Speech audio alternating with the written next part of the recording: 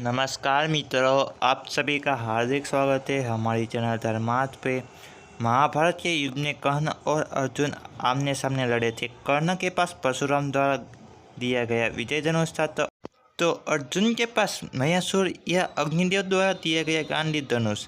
दोनों के ही तर्कस में सभी तरह के दिव्यास्त्र थे, लेकिन कहते कि कर्ण का धनुष अर्जुन के धनुष से कई ज़्यादा बेहतर था। क्या ऐसा था? जानिए रहस्य।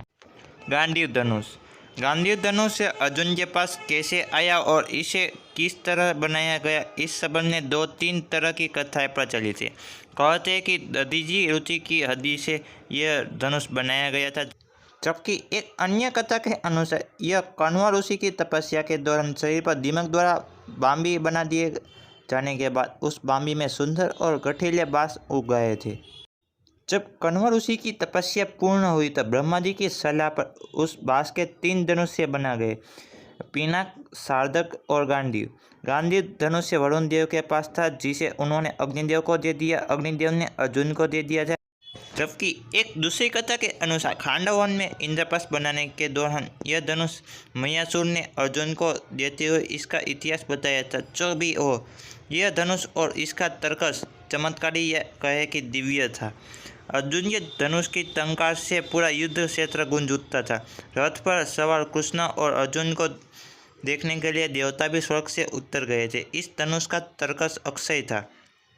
इस तर्कस के बाण कभी समाप्त नहीं होते थे। कुछ बाण तो लक्ष्य को भेद कर वापस लौटा देते। यह धनुष देव, दानव तथा गंधर्वों से अनंत वर्ष तक पूजित रहा था। वह किसी शस्त्र से नष्ट नहीं हो सकता था तथा अन्य लाख धनुषों का सामना कर सकता था। जो भी इसे धारण करता उसमें शक्ति का संचार हो जाता था। अर्जुन इस धनुष के बल पर पाशुपास्त्र, नारायणास्त्र और ब्रह्मास्त्र छोड़ सकते थे। विजय धनुष धारण करने के कारण कर्ण को विजयधारी भी कहा जाता है। कर्ण का धनुष अर्जुन के धनुष से इसलिए श्रेष्ठ था क्योंकि जब वे तीर चलाते थे और उनका तीर अर्जुन के रथ पर लग जाता था तो रथ पीछे कुछ देरी तक खिसक जाता था। उस वक्त श्री कृष्ण कर्ण की बहुत तारीफ करते थे। जब अर्जुन तीर चलाते तब कर्ण का रथ बहुत दूर तक पीछे खिसक जाता था। अर्जुन ने श्री कृष्ण के पूछा कि मेरे तीर से कर्ण का रथ बहुत दूर तक चला जाता है, जबकि उसके तीर से मेरा रथ कुछ कदम ही दूर जाता है, तो फिर भी आप मेरी नहीं उस कर्ण की क्यों तारीफ करते हैं? इस सवाल के जवाब में श्री कृष्ण ने कहा थे कि तुम्हारे रथ पर हनुमान जी स्वयं विराजमान है और मैं भी बैठा हूँ, फिर भी कर्ण के तीर में इतनी क्षमता है कि वह हमारे रथ को कुछ कदम पीछे धकेल देता है। सोचो, यदि हनुमान जी और मैं इस रथ से उतर जाए तो क्या होगा? अर्जुन उनकी बात समझ जाता है। कृष्ण ने यह भी कहा था कि जब तक कर्ण के हाथ में उसका विजय धनुष है तब तक तीनों लोक के योद्धा एक साथ मिलकर भी कर्ण को नहीं हरा सकते। कर्ण के धनुष में ऐसी खूबियाँ थी जो अर्जुन के गांडीव धनुष में नहीं थी। विजय एक ऐसा धनुष था कि किसी भी प्रकार के अस्त्र या शस्त्र से खंडित नहीं हो सकता था। इससे तीर छूटते ही भयानक ध्वनि उत्पन्न होती थी। कहते कि कर्ण का विजय धनुष मंत्रों से इस प्रकार अभिमंत्रित था कि वह जिस भी योद्धा के हाथों में होता था उस योद्धा के चारों तरफ एक ऐसा अभेद घेरा बना देता था जिसे भगवान शिव का पाशुपतास्त्र भी भेद नहीं सकता था।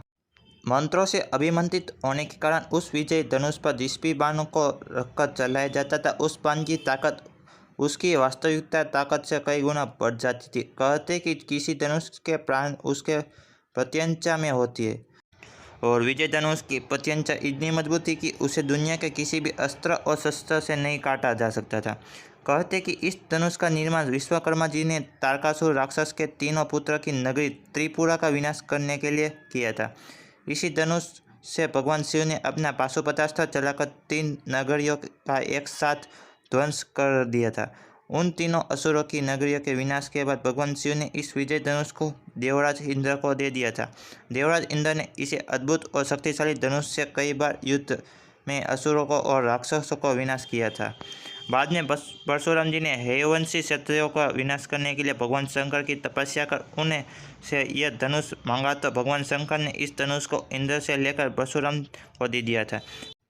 फिर जब कर्ण ने झूठ बोलकर भगवान परशुराम की यहाँ धनुविद्या और ब्रह्मास्त्र चलाने की शिक्षा ली और जब परशुराम को इसका पता चला तो उन्होंने कहा कि जब वक्त पड़ेगा तब तो यह विद्या भूल जाएगा। फिर बाद में परशुराम को दया आई तो उन्होंने यह विजय धनुष देकर आशीर्वाद भी दिया था कि तुम्हारी अमिट प्रसिद्धि रहेगी। कर्ण को महाभारत में तब तक नहीं मारा जा सकता था जब तक कि उसके हाथ में वह धनुष था। कहते कि महाभारत युद्ध के 70वें दिन जब कर्ण कौरवों की सेना का सेनापति था तब उसने अर्जुन से युद्ध करने के लिए पहली बार अपना विजय धनुष हाथ में उठाया था। कर्ण और अर्जुन का भयानक युद्ध हुआ, लेकिन युद्ध का कोई परिणाम नहीं निकल पा रहा था, बल्कि अर्जुन के सारे प्रयास विफल होते जा रहे थे। ऐसे में श्री कृष्ण ने एक कीचड़ भरे गड्ढे की ओर अपना रथ मोड़ दिया। कर्ण के साथ ही शल्य ने भी अपना रथ उस रथ के पीछे पीछे चला दिया। कर्ण के रथी को वो कीचड़ का गड्ढा नहीं दिखाई दिया और उसका रथ उस गड्ढे में फंस गया। तब कर्ण अपने धनुष को रथ में ही छोड़कर गड्ढे में फंसे रथ के पहिए को निकालने लगे। बस यही वक्त था कि जबकि श्री कृष्ण के कहने पर अर्जुन ने नियत्य कर्ण पर तीर चढ़ा दिया। भगवान श्री कृष्ण इस बात को जानते थे कि यदि यह मौका चूक गए तो फिर अर्जुन को बचाना मुश्किल होगा, इसलिए उन्होंने यह कठिन फैसला तुरंत ही लिया, जो कि युद्ध के नियमों के विरुद्ध था। वैसे भी सबसे पहले तो युद्ध के नियम कौरवों ने ही तोड़े थे, नियत्य अभिमन्यु को मारकर। अगर आपको हमारी यह प्रस्तुति पसंद आई हो तो हमारे वीडियो को लाइक कर चैनल को सब्सक्राइब कर दीजिएगा। अगर हमसे इस वीडियो में कोई भी भूल या गलती हुई हो तो हम आपसे क्षमा मांग रहे, कृपया हमें क्षमा कर दीजिएगा।